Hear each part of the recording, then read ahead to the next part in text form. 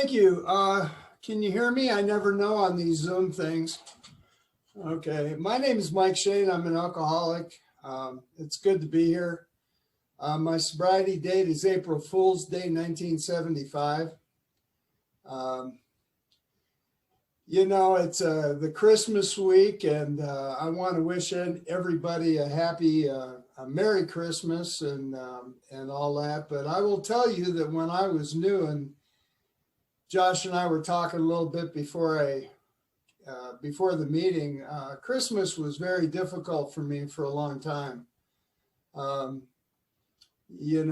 came into Alcoholics Anonymous and I had lost absolutely everything, and I couldn't see my daughter, and I remember I was sober, April to December, and I really got into a lot of self-pity around the holidays, and back in those days I was much more caught up in what I don't have than what I do have, which is where I like to stay today. And it was very difficult for me, and my sponsor, the guy who became my sponsor, and I'll talk a little bit about him, was a guy named Big Frank, and he was a pretty straightforward kind of character. He was a real he was always very kind to me. He was always very nice to me. And I think it was because I came into AA so beat up and off the streets. But he said, what you're going to do is you're going to meet me down here at 1311 York Street Club at 10 o'clock in the morning. We're going to go down to the Salvation Army and feed people. Then we're going to come back here and feed people. And then you're going to come over to my house and we're going to feed each other. And you know what he did for me was he got me out of myself, and he showed me the main principle of Alcoholics Anonymous, which is go out and help somebody. And of course, when I was new, I really didn't think that way. I was pretty screwed up. But my story is I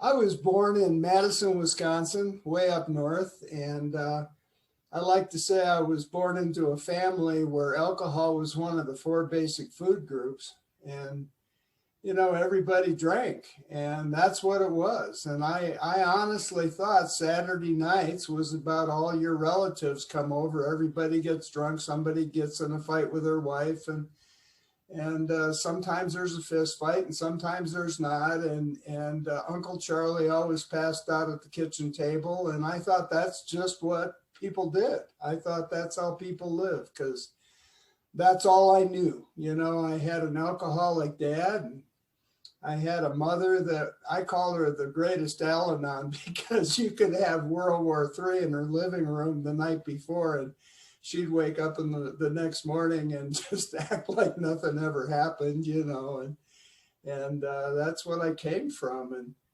And it was craziness, and I talk about this, there's this whole crew of us, and I guess some of you know some of them. Gary Brown, I've known since I came into the program, and my best friend is a guy up here named Bob Olson, and Don Pritz, and all these guys. We all hung out together, and we did a lot of talking about things. But one of the things that Bob and I talk about is when you grow up in a violent alcoholic home, you're always looking over your shoulder, and you get to this point where you do about anything you can to survive. And that's where I was. And, I was in this alcoholic home, and I remember I was in Madison, Wisconsin. It was February, and I went to my very first junior high school dance. And back in those days, because I'm an old guy, I'm sure it's all different now, but in those days, you went to these junior high school dances, and the girls all stayed on one side of the room and the guys stayed on the other side of the room. And this kid came up to me and he said, hey, I stole a pint of whiskey from my dad's liquor cabinet. Would you want to go out back and drink it? And I said, sure. And I was a shy kid. You hear in Alcoholics Anonymous, you never felt like you belonged. And that was true for me. I was always sort of the outsider, but I was a jock, and I was very good at athletics. So I was accepted for that. The people wanted me to be around, because I was on the football teams and I was on the basketball teams and the baseball teams. and so anyway, we went out back, and I'm telling you, February in Wisconsin can be pretty chilly. And we're out back, and he took one swig out of there, and I took a swig out of it, and he took another swig out of it, and I drank the rest of it. And I will tell you that from the get-go, I had lost the power to stop drinking once I put a drink in my mouth. And that night, I was told, I went into a blackout my very first time.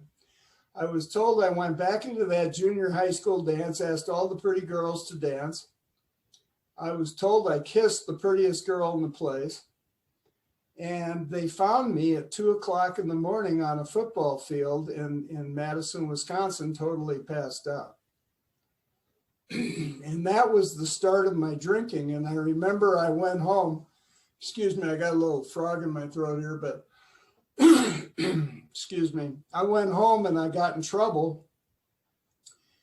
And I remember laying in bed and hurting like you couldn't believe, going, when's the next time I get to go do this, you know? And so, because it just made me into something I wasn't. It took away all the fear. It took away the loneliness. It took away everything. You know, it gave me that warm, fuzzy feeling, and all was right in the world. I actually listened to a Fifth Step before this meeting today, and we were talking about it, and we were talking about drunks living to feel secure even after they've been sober for a long time, and how we try to arrange life so that we feel good and we feel secure. And I was telling this person, I said, I remember we had just moved to Denver, Colorado from California, and I had gotten arrested on some fighting thing, and I couldn't pay the rent, and my wife had just gotten pregnant, and my world was falling apart. And I remember I had enough money to go buy a bottle, and I bought a bottle of some stuff called Four Roses, which I think is about the nastiest bourbon you can find. And I started drinking that, and halfway through that bottle of bourbon, everything was just wonderful.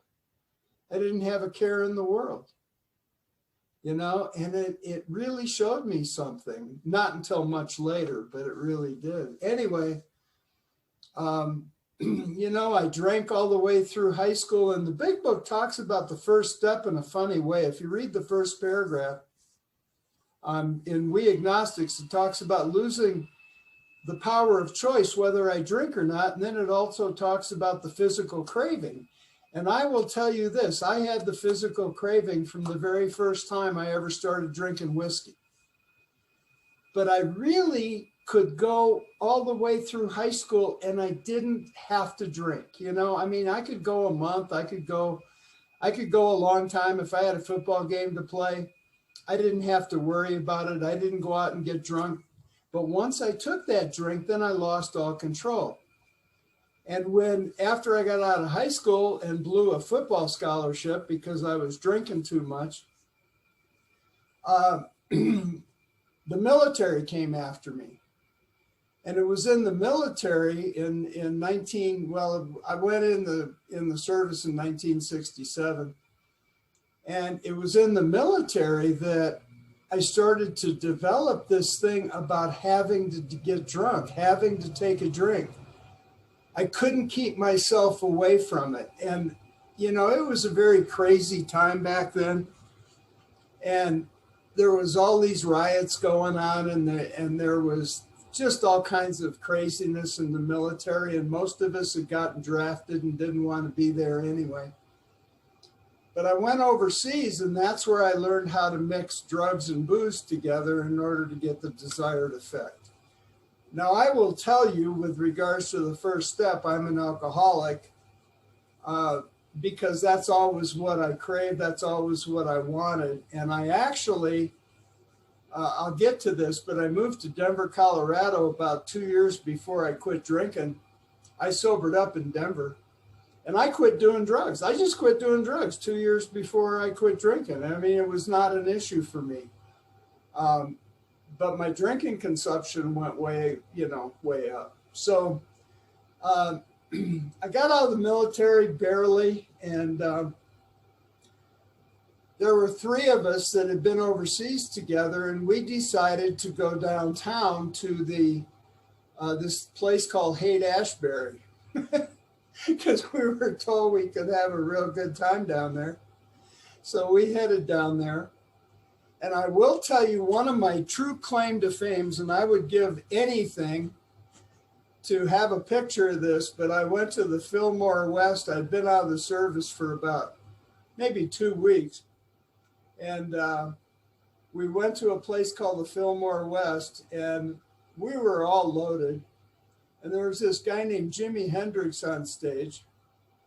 And there was this drunk girl in the audience who decided to get up and sing with him. And I didn't know until after it was all over that was Janis Joplin. So I will tell you, for the old people, that was my one claim to fame, was to see those two. And I don't remember most of it.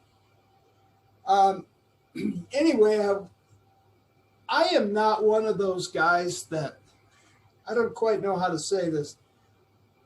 I was not one of those guys that had a plan for the future. I didn't go to law school. I didn't use my GI Bill to better myself. I didn't do that. What I did is I got a job in a strip club up in North Beach in San Francisco. And I became a bartender. And that's what I did while I was there. And I got into a lot of trouble, and I got into a lot of craziness. But for me, it was almost like I sort of reveled in it. I really did. I enjoyed the insanity of my life at that point in time.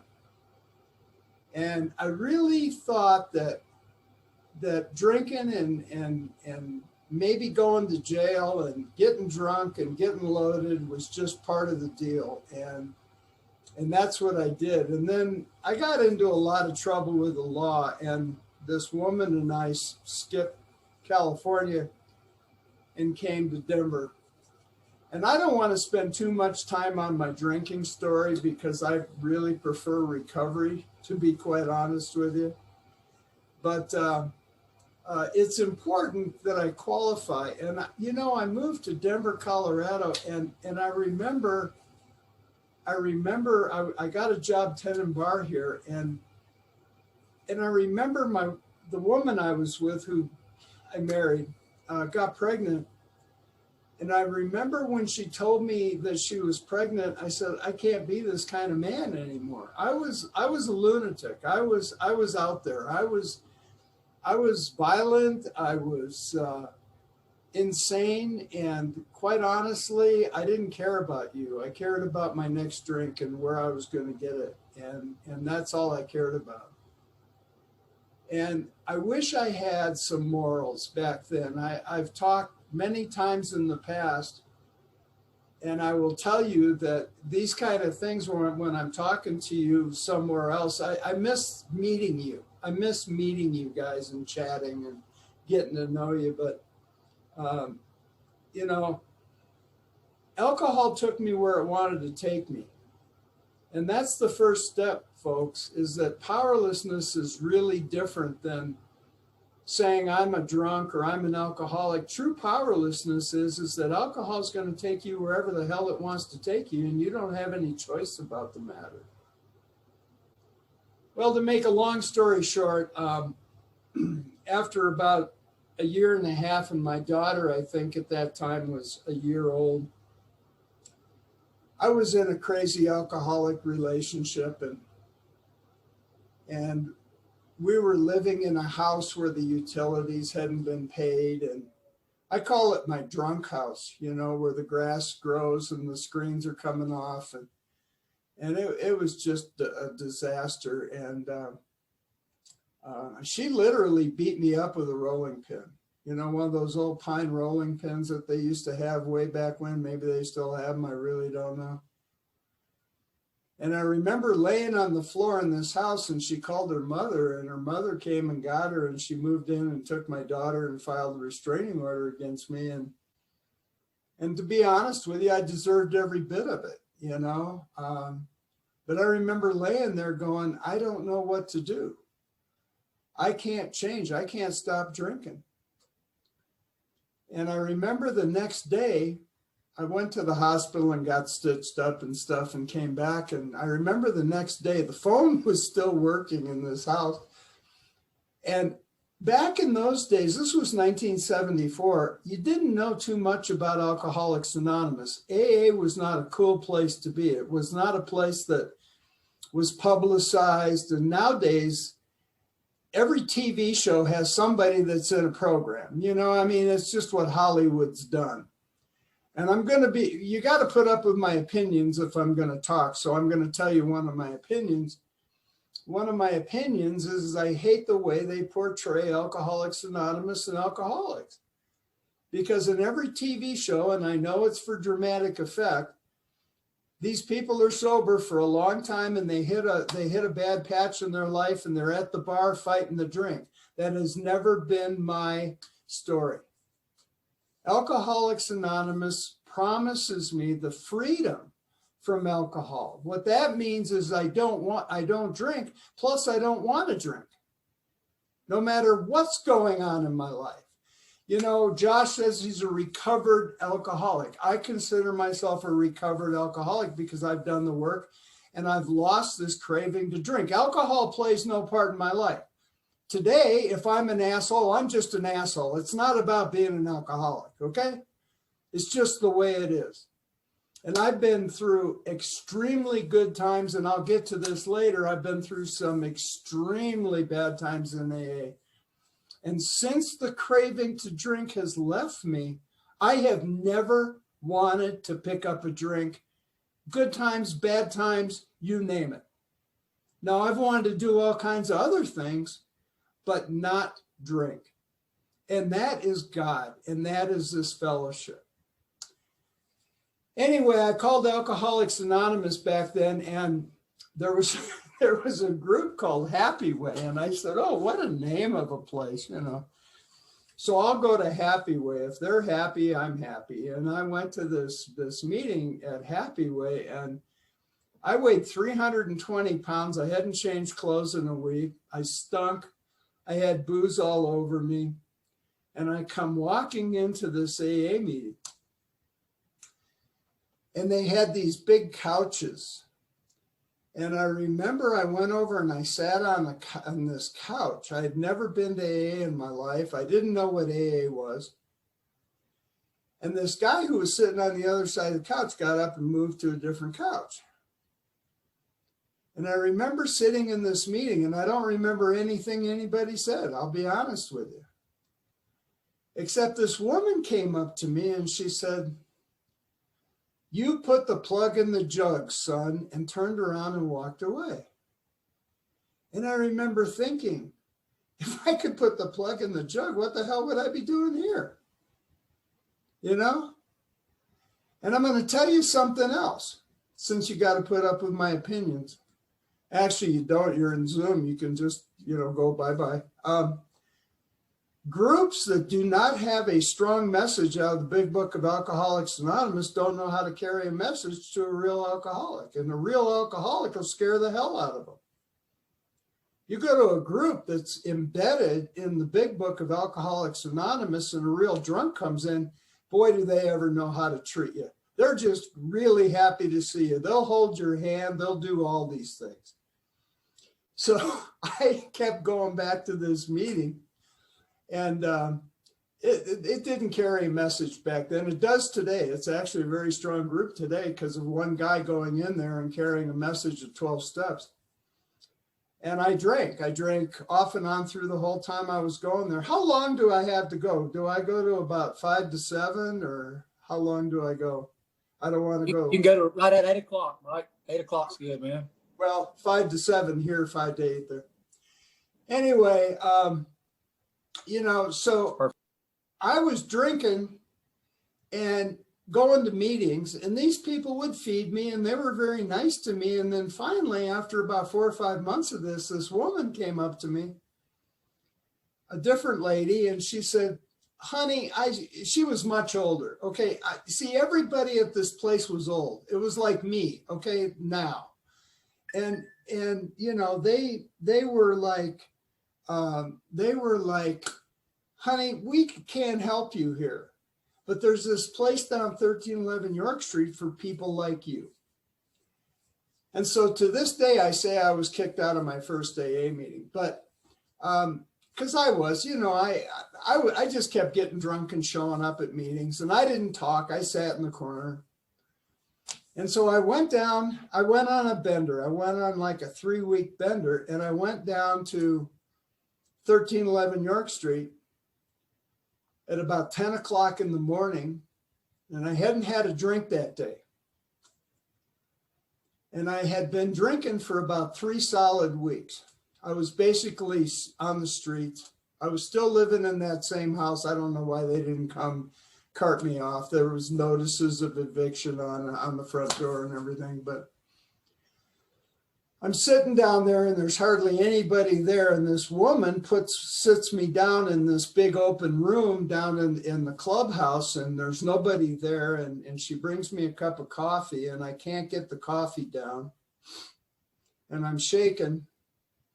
And this guy comes walking in, and he's about 6'9". He weighs about 360 pounds.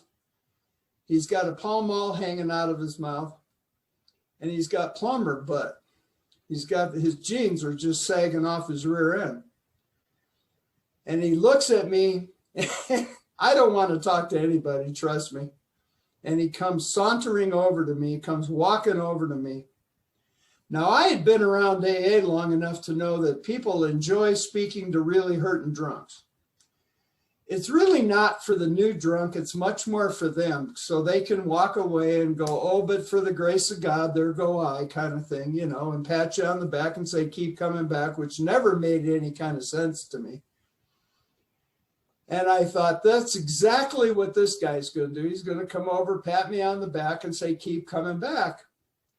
Well, he came over and he sat down at the table I was sitting at, and he put his hand on his up to his chin, and he stared at me. He just stared at me. And I'm going, what is this guy doing? And he looked at me and he said, you're screwed. And he got up and he walked away. And I didn't know what the hell had just happened. Well, back at 1311 York Street, they had a kitchen back in the back of the place. And what he did is he went back in the kitchen and he came out with a cup of orange juice and honey. And he set it down in front of me. Now, here's what he did. And I still, to this day, 45 years later, say it's one of the best things that ever happened to me. Is he took that cup of orange juice and honey and he put a straw in it and he moved it toward me because he knew I could not pick that cup up and get it to my mouth. And by that one act, he showed me that he knew exactly what was happening to me and where I was at. And he showed me that he knew what I was there for and what was going on with me. And nobody ever had, you know, just like all of you, I'd been told my whole life how much potential I had and how come I don't live up to it and how could you do this to your mother and wife. But nobody knew, you know. I had enough shame for everybody. I cannot stand people that have been around AA for a long time who meet new people and try to shame them into sobriety. We have enough guilt and stuff. Don Pritz used to say, truth without love is cruelty. And I truly believe that. I truly believe you need to tell an alcoholic the truth about their condition, but you need to do it with some love and some caring. Anyway, that's what this guy who became my sponsor, Big Frank, did, is he talked to me and he took me home with him to his apartment and he let me sober up on his couch. And I went into DT's and he'd have his people from his group come over and watch me. And they'd come over and they'd say, Frank, you got to get this guy to detox. And Frank would go, no, sobering up's not supposed to be easy. We're not taking him to no damn hospital. and he made me suffer. And after about 4 or 5 days of that, he took me back to this house I happened to be in, and we got some clothes and some things that I had there, and the rest of it was trash. And he got me a place to room, and he explained the 12 steps to me. And what he did is he 12-stepped me. Is he went through the big book, and he showed me each and every step of the 12 steps and told me exactly what I needed to do if I really wanted to get sober. But what he also said is that he said, Mike, if you don't want this, don't waste our time. Now, by doing that, he put the responsibility of my sobriety directly on my shoulders. It wasn't on the AA group shoulders. It wasn't on my sponsor's shoulders. It wasn't on anybody else's shoulders. It was on my shoulders. And I started going to meetings every single day, and these guys would walk up to us, and there was 2 of us, a guy just gotten out of prison named Dick, and we'd sit in the corner of the club, and these guys would come over and they'd say, have you eaten yet? And we just sort of shake our head, and then they'd come back out and they'd say, there's a meal waiting for you in the kitchen, go get it. But these guys would make sure that we were in meetings. These guys made sure that we had a sponsor.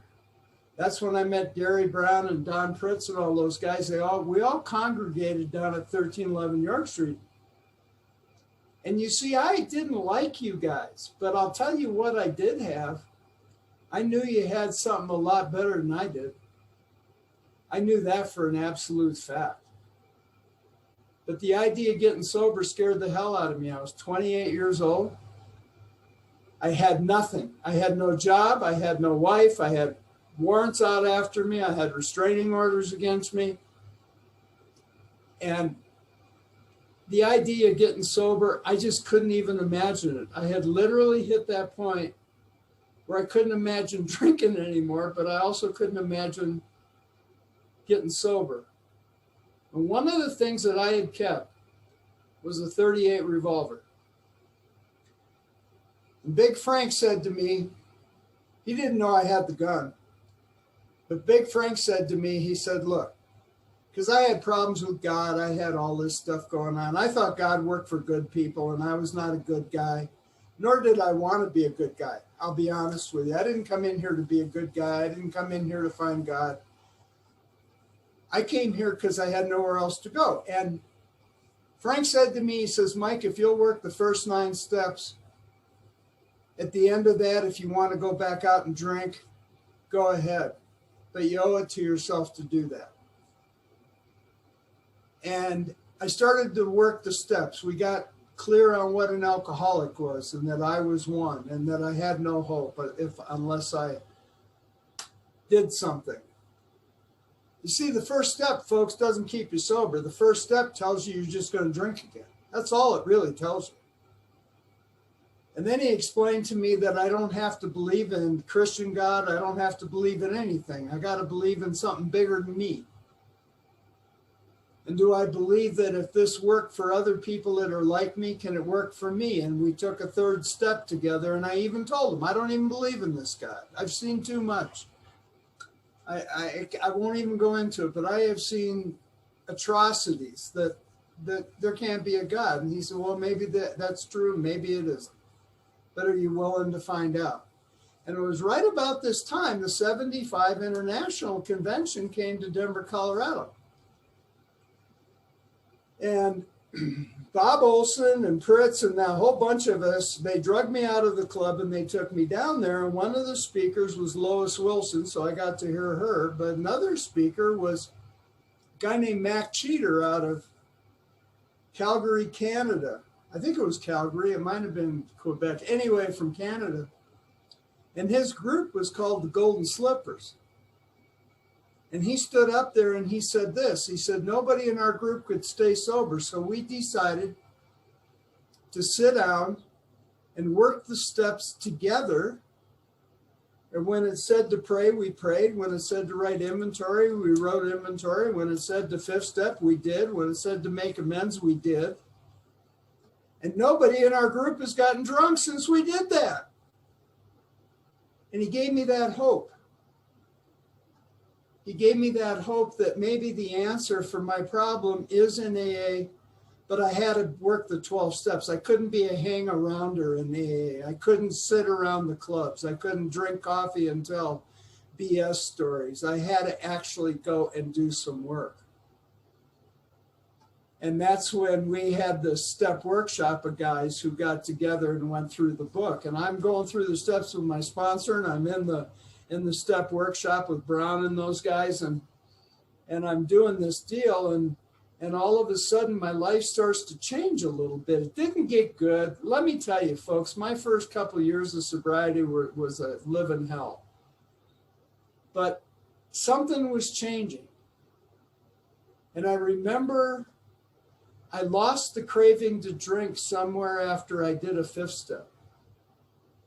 I remember doing my very first fifth step, and I came home, and I was living in this dingy little buffet apartment and in downtown Denver, and I came home from my fifth step, and I remember that for the first time, and I can't tell you how many years, I just sat there and I didn't need anything. My mind was quiet for the first time in so many years. I used to kid with people, but it was actually true. I used to say I had 52 conversations going on in 2 porno movies all at the same time in this brain of mine.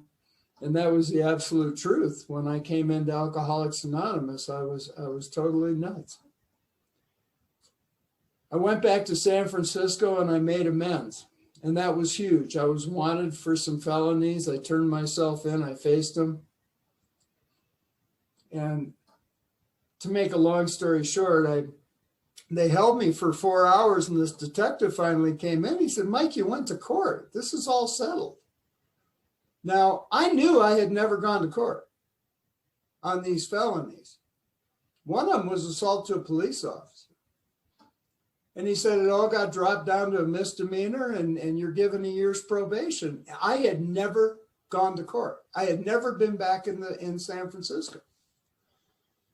Well, I owed one more amend. I had made my amends to everybody there, but I owed one more amend, and that was to they call themselves the Broadway Association. It was the mob, is who they were, and they owned all these clubs, and I had stolen money from them. And I had told my sponsor, I am never going to make amends to these guys because they hurt you. You don't go back and tell them that you ripped them off. Now, how I ripped them off was no big crime novel. I attended bar for them, and I'd steal $50, $100. I'd do this and that, over a period of time. And I walked out of this police station, and there was a payphone. Folks, there was a time before cell phones, I'm here to tell you, especially you young guys, people. And there's this payphone, and I had the number for the head guy at the Broadway Association, and I was going to call it. It was like 3, 4 o'clock in the afternoon. He wasn't going to be there, right? No way. And I was going to go back to Denver and tell my sponsor I had done the best I possibly could. And I called, and he answered. He picks up the phone and he answers it. And I remember going over and telling him what I had done. And here's where this is important, is that as I was standing there making the most scary, this was worse than going to prison, trust me. I was making this amend, and I had no idea what was going to happen to me. And all of a sudden, I got this peace over me. And I knew I was going to walk out of there and I was going to be okay. And I knew that there was some kind of a power that would take care of me.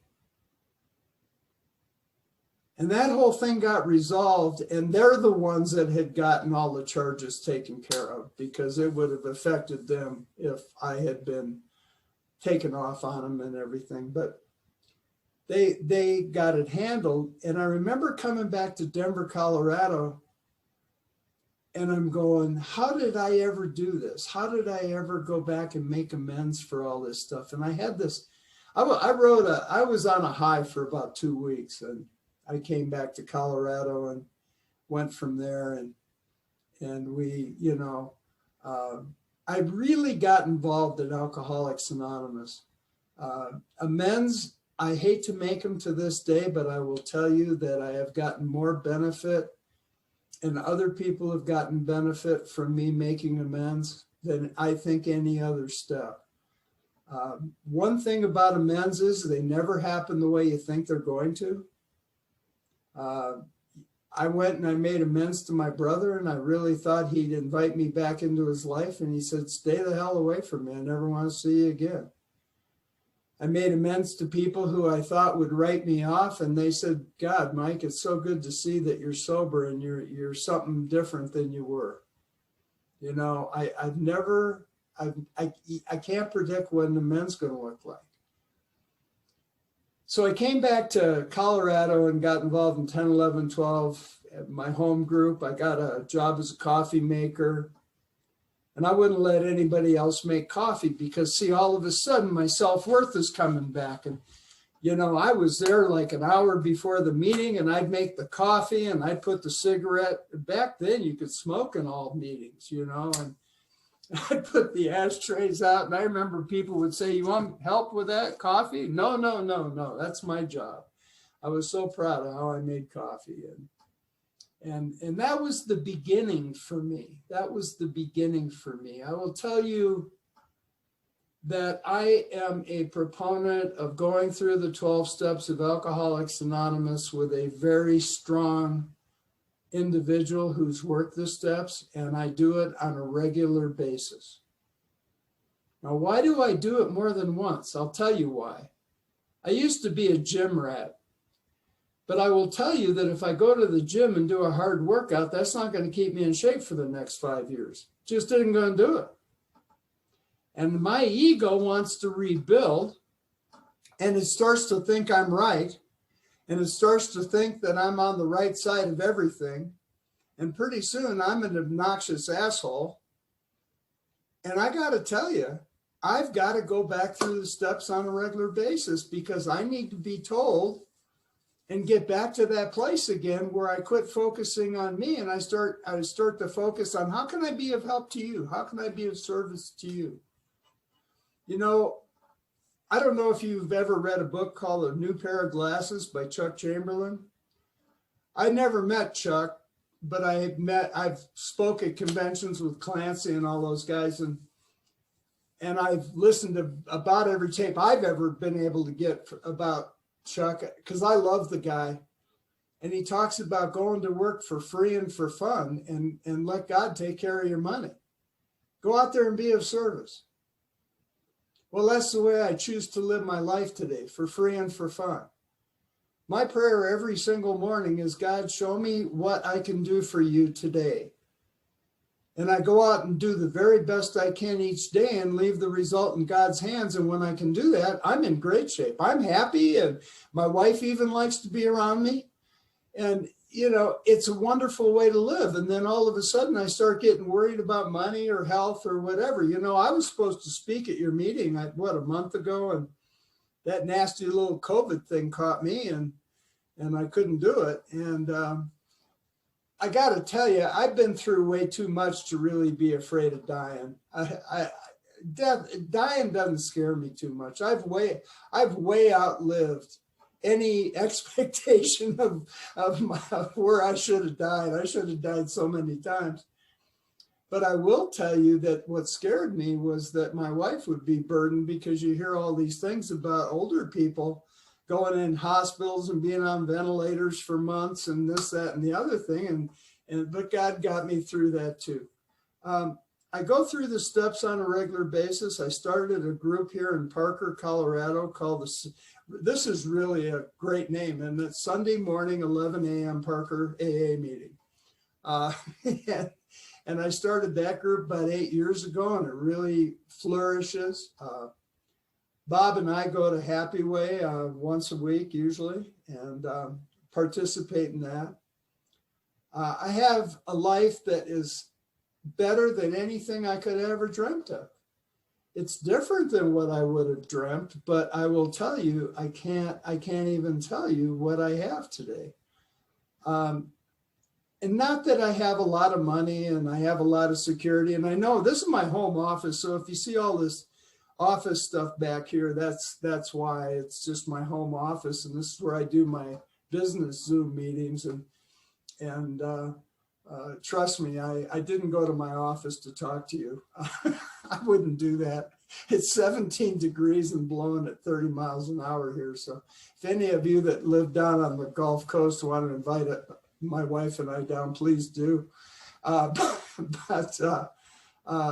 I have a woman in my life today who's sober a long time, and she's my best buddy. And I actually didn't date in AA for years and years and years. I didn't want to mix the two. And she was, I did a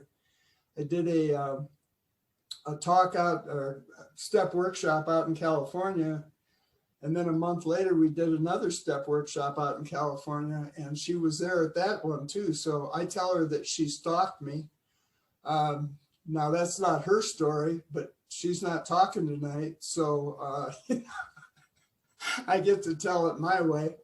But I have a woman who's my best bud. I'm telling you right now, we talk about everything. There's nothing off the table. We do a once a month group conscience where the other person has the right to say absolutely anything without any interruption, and it's a safe place. The same as a group conscience in Alcoholics Anonymous. Where did I learn how to live, folks? I learned how to live by you people showing me how to live a spiritual life. That's how I learned how to live. You hear a lot of this self-esteem talk in Alcoholics Anonymous. I've never met a drunk that has a self-esteem issue. We all think we're the king and queen of England. The problem is nobody else does. So then we run around the poor me's and I'm not good enough. Well, that's just another side of the ego. That's all it is. So my wife and I have these group consciences, and we can talk about anything.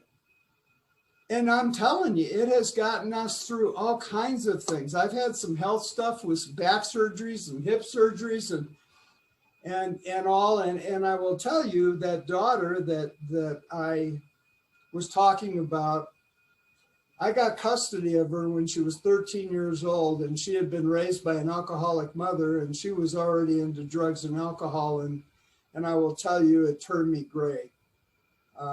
Trying to provide a home for somebody that's already been damaged by this disease. And she got sober. She went to prison, got sober. She was sober for 10 years, and she went back out. And some years after that, I got an 8 a.m. call that she had overdosed and died, which is probably one of the toughest things that I've been through in sobriety. But here's back to what I was talking about with regards to alcohol. I never one time thought about taking a drink. I went through every other emotion there was, but I never thought about taking a drink. And that's a blessing from Alcoholics Anonymous. Not everything in my life is going to turn out the way I would hope, but I have a life that's better than anything I could have ever predicted. And it's all a result of the truth tellers in AA telling me the truth about me, but then being willing to walk with me to hell and back in order, in order to get well. And I really appreciate you inviting me down here. Thank you very much.